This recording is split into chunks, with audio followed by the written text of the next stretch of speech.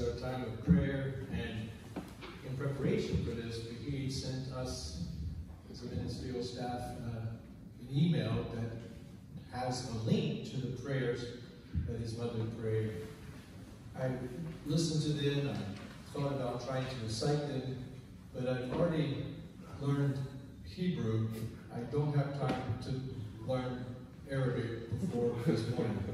So I'm going to rely on the recordings that Vahid sent from the prayers that his mother prayed. I'd like to just read what he wrote as he sent this to us. My beloved mother read the entire Quran every year for Ramadan. She fasted every year and read the Quran all year long. She encouraged me and my brothers to read the Quran, and Vahid said he was always too lazy to do that. But the following two surahs were her favorite to read during her weekly readings with her Muslim lady friends, and I and my brothers know them by heart. So I'd like to play them now for us to hear, and they're in Arabic, and I think that just to preserve the integrity of what it is, I'm just going to let them speak for themselves, and let it fill this place with the prayers that are prayed by about 1 billion people around the world.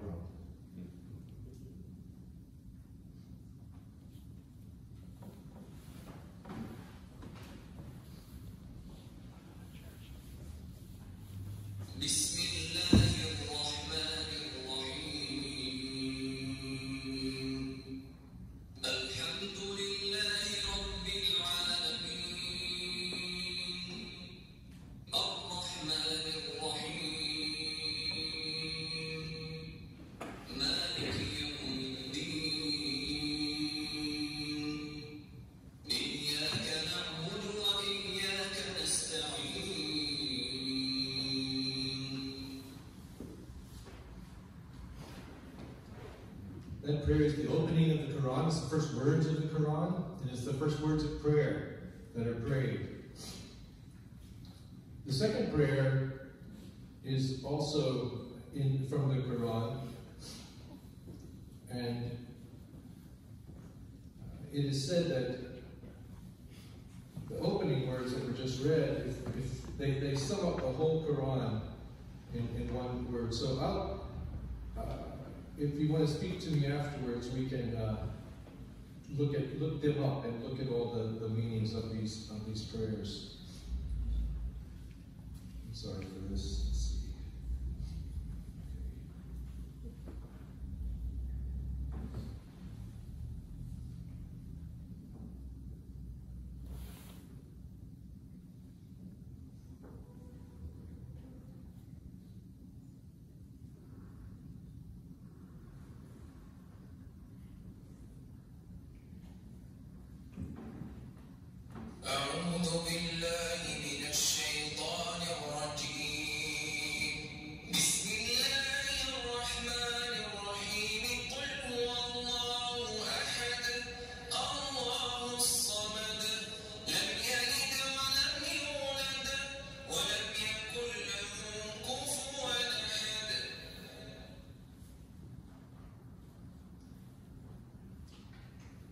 I'd like to conclude our prayer time with a reading from Hafez. Is that the right way to say it? I've learned that he lived 700 years ago and was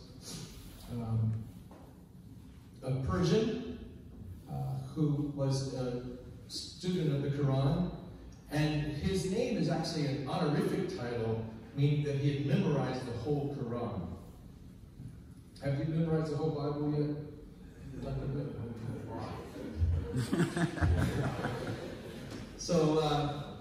he was a great poet, and his poetry lives on today. This is a translation by Daniel Ladinsky, which I think is appropriate, that a Jewish person translated his Persian words for us to read today. But I think the poem, in many ways, personifies your mother's life. And here's what Hafez said. Now, why not consider a lasting truce with yourself and with God. Now is the time to understand that all your ideas of right and wrong were just a child's training wheels to be laid aside when you can finally live with truth and love. My dear, please tell me, why do you still throw sticks at your heart and at God? What is it in that sweet voice inside that incites you to fear? Now is the time to know that every thought and action is sacred.